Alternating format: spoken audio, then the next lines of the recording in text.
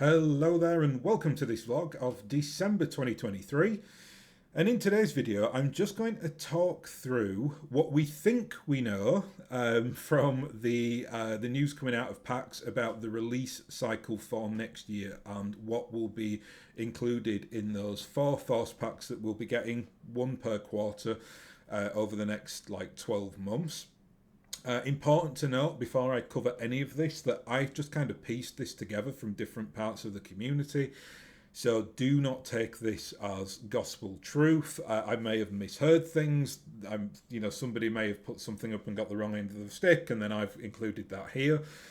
But I've brought together what I think we are getting, and I'm just going to talk through that now. But again, be very, very aware of that as a disclaimer before you start factoring in your force creation lists for next year. So first point to say is, over the weekend I did a few videos to what was coming out of PAX, which is the big industry event, if you don't know, where Catalyst have been this weekend talking all things, all things Catalyst, but specifically for me, BattleTech. And they'd said there when it initially got announced that they were going to do these 4 quarters, they just said Star League. Now I assumed that meant Classic Star League. It doesn't. Someone actually picked up on the comments. I think it was in the video that I did either yesterday or on whenever I did the first one. I think it's probably Saturday afternoon. And basically, they'd said, I'd actually thought that when they said Civil War, they meant Fedcom Civil War, so, the 3060s. I'd assumed it meant America's Civil War because they were talking about the Star League. Turns out the commenter was correct. It is the Fedcom Civil War, as we can see here by the mechs that are going to be in this Quarter 2 pack. I actually am much happier with that. I think that's a much better way to do it than just kind of do 4 packs from the classic historical era of BattleTech. It also allows them a very nice segue to go into the 3rd Star League, which is obviously in the the Ilkan era that's trying to kind of get off the ground.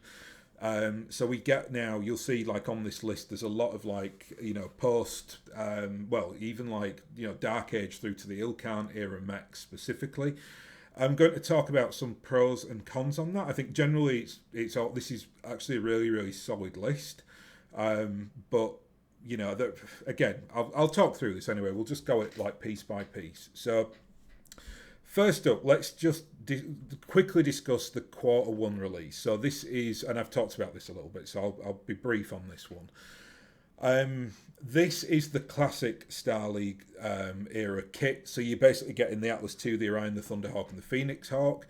The Thunderhawk is the command mech. I do think this is true as well, but I said this the other day on a video. No one picked me up on it, so I think it is true. Adam Steiner actually eventually goes on to pilot a Thunderhawk. It's one of the command mechs that comes out of the Star League era. Very crunchy mech. It's 3 Gauss rifles. So yeah, it's a bit of a beast. The sculpts on, the Atlas II sculpt looks amazing, as you would expect, because the Atlas II is a really cool looking mech anyway. So in plastic, it just looks really dynamic and interesting. The Thunderhawk looks great as well.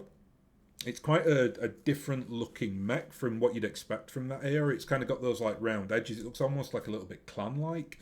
And the Phoenix Hawk, and this is the Phoenix Hawk, the PXH Mark 1B. This is the classic Star League era Phoenix Hawk, which has basically got I think, could be wrong, I think it's got the PPC on the right arm, and then there's an extended range L laser on the right torso. And I love how they've done the torso. It's almost like the Shadow Hawk gun, the one that just kind of sits on top of the shoulder. So that looks super cool actually. In terms of that pack, very happy with it. Not going to go over the pre-painted model thing again. I said everything that I wanted to say on that yesterday, so I will just shelve that. If you want to know my thoughts on that, check the video out from Sunday this week, which I think was the 3rd of December. So yeah, great, no problems at all. I think if you were going to do a classic Star League era type lance, that's about as good as it gets, right? You'd want Kerensky's mechs in there. Thunderhawk's a great choice. I think I've seen a few people say they're a bit disappointed that the Phoenix Hawk is in there because we get so many Phoenix Hawks, right? I think there's like this is like the fourth or the fifth one now that they've released either within a set or a force pack or on its own. But it's the 1B, so it's a different Phoenix Hawk, and you know who doesn't like a Phoenix Hawk? They're very like inoffensive mobile mechs, so I'm always happy to have a Phoenix Hawk. We'll do the quarter 2 one now, and this is the very much the PostCivil War. So again, for those of you who are unaware, I'm sure most of you know this, the Star League kind of gets set up again post clan invasion. Very complex and obviously very political, but it is a thing. Doesn't last very long, but it is a thing. And this is well, you see, I don't know about these numbers, you see, because this is obviously 5 mechs here. It looks like we're getting a 4-pack, a 5-pack, a 5-pack, and a 6-pack. So again, maybe I've looked at that wrong, or maybe they've not told us some things. Who knows? But for now, what I've got is that it's a 5-pack. Let's start with the real, like, elephant in the room here. They're doing the coolant truck, which is great. I mean, all for that. They're doing, like, the mash truck and the artillery piece in the Kickstarter. So yeah, all for weird and wonderful little dainty things in there. So great. It's a bit odd, I suppose, like just to throw it into the Star League pack. But hey ho, I'll quite happily take a coolant truck, so that's not a problem. We've then got mechs that. Well, I'd say one of these mechs I am very, very happy we're getting. A few months ago, I did like a top 10 mechs that we were missing from the Kickstarter, and this mech here nearly got on that list, and that's the Emperor. The Emperor is a mech. I've actually got that in metal. Definitely does need an update, so I was happy to see that in there. I've also got a lot of like friends across the community who really like the Emperor, so I'm very happy for them. The Helios, which I think I own a Helios. I'm trying to remember. Is it like that big dishpan mech? It's a very, very odd like metal sculpt, but I'm very much associated with the Capellans as well. But again, I've not really looked into it, so that's just like in my flash memory. Not got much to say about the Argus. I don't have one. I know it is a popular mech in the community, so good to see that. And then finally, we've got a Daishi, or as otherwise known as a Direwolf, which is the big 100-ton clan mech. This is actually the Prometheus version. For those of you who are unaware, the Prometheus version is Victor Steiner Davian's, like basically mech post the clan invasion. When he's a kid or a young man, he pilots a Victor, but then he obviously needs something a little bit more crunchy when he's going up against the clans, and it's this variant of the Daishi. This is going to be the third iteration of the Daishi that we've had in the new plastics. There is the Prime variant. We then got the Widowmaker variant, which is Natasha Kerensky's ride, and now we're getting the Prometheus version. All in favour of getting mechs that are new variants. No problem with that whatsoever. So, yep, that's good to see. These next packs now, I have much less to talk about because I don't really know most of these mechs because I don't play post PostCivil War yet. I'm going to be moving into the Ilkhan era, I think, over the next 18 months after I've got the next Kickstarter. But for now, I only know a few of these mechs. I think the weakest pack here is actually quarter 3, and I'll kind of go through that in maybe a bit more detail. And you'll see straight away that the Kintaro is highlighted in green. I've done that specifically because in the 2 videos that I did this year that basically culminate to the 15 mechs missing from the BattleTech Kickstarter, in my opinion. So there was like a top 10, and then I did like a supplementary episode.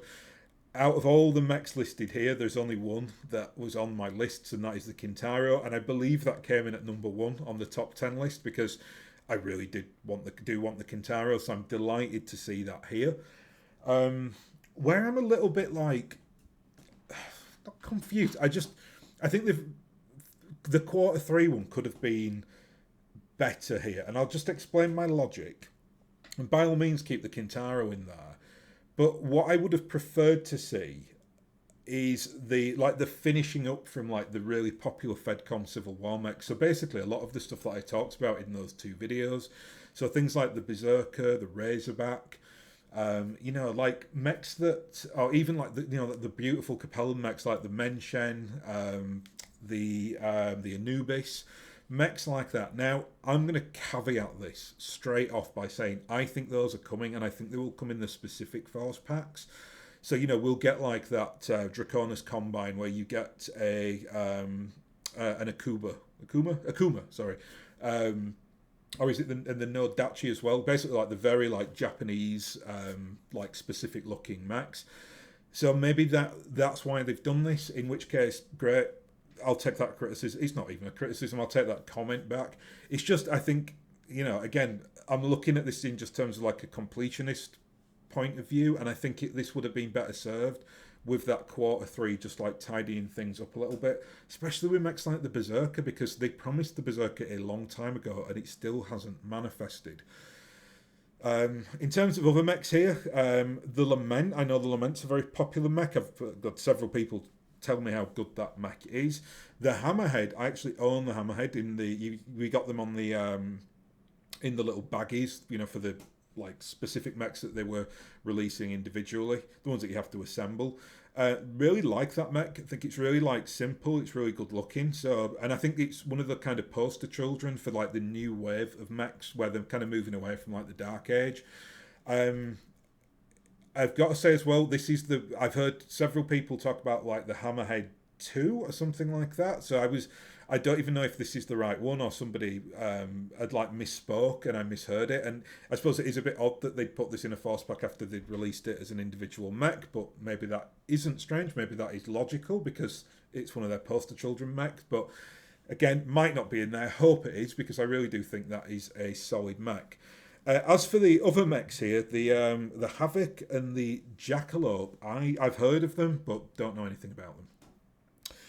The fourth quarter then, and this is the one with seemingly 6 mechs in it. This is very much like the definitive third Star League era pack. I'm not going to say Lance pack because it's not a Lance. There's 6 mechs in here, or 6 vehicles and mechs in here.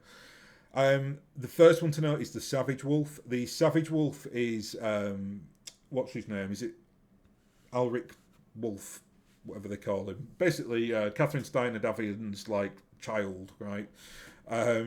That is basically just a very fancy madcap, but it's called the Savage Wolf. 75-ton Omni-Mech, obviously. So I don't know much about it. Again, still not in that kind of Ilkhan setting yet, but always welcome another madcat. Love a madcat. Really, couple of interesting ones here. The Excalibur. The Excalibur is a mech that I've always associated with the Snords Irregulars. I don't know why. I must have read that in like the book somewhere, but it's definitely in my Snord Irregulars forces because I've got the old metal model. But yeah, again, always welcome a new mech, so great to see the Excalibur in there. 2 then, I suppose, slightly odd mechs. We've got the odd additions to this. One, we've got the Saviour repair vehicle, so a bit like the coolant trucks situation of, okay, yeah, just throw a random vehicle in there. The Saviour repair vehicles, I think, I could be wrong here, but is that what's in like Mech Commander 2? You get like the little repair truck that basically auto repairs your mech while they are kind of mid-battle. I don't know. I mean, it looks around that area because it's 3059. I'd always assumed that thing was like a Lost Tech thing in that game, but I've just never come across it. So I'm really interested to do a bit of research on that and look into it. And then there's the Peacekeeper Security Mech, which is an interesting addition. So yeah, I mean, I'm always happy with them doing things like that when they kind of go beyond the borders or out of the norm a little bit, just to get something in there that's like just interesting, because you could put that in like a police force or a local force or something like that. And then the other mechs I've not discussed there are the Wendigo and the Malice, which I know next to nothing about. So I'll leave that one to your imaginations. But yeah, overall, I think that's very positive. I don't have any issues with that whatsoever. Again, a lot of these look like mechs that could have easily been in the last Kickstarter.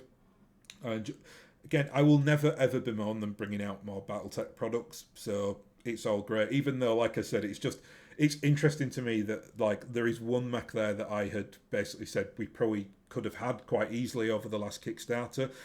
And that list was compiled, first of all, my own subjective opinion, obviously, but secondly, I'd kind of, I speak to a lot of people in the community and I know enough of them to know what mechs they want. So things like the Hollander, for instance, I know people were desperate to get the Hollander. For myself, it was the Kintaro, so I feel like in good mood with this because at least I got one of them. Berserker as well, but again, the Berserker is very much like a Lyran mech. So will we probably see that in the like a Lyran force pack at some juncture? And that's again, I don't want to get critical about this because I know they have a lot of plans and they've got a lot of more releases lined up. So you do, if you hear people complaining around the community about this, maybe remind them of that they do continuously bring things out and it's always good quality and it's always accessible. So yeah, we shouldn't really give them any heat for bringing out packs like this. Anyway, I'll leave that there because I just wanted it to be a very short one, just kind of documenting this. And again, just re-emphasize that disclaimer that this is not an official product. I don't have an official list. This is just me kind of working and piecing things together about from what I have seen and heard. Anyway, I will leave it there and I will hopefully catch you next time. So thank you very much for watching.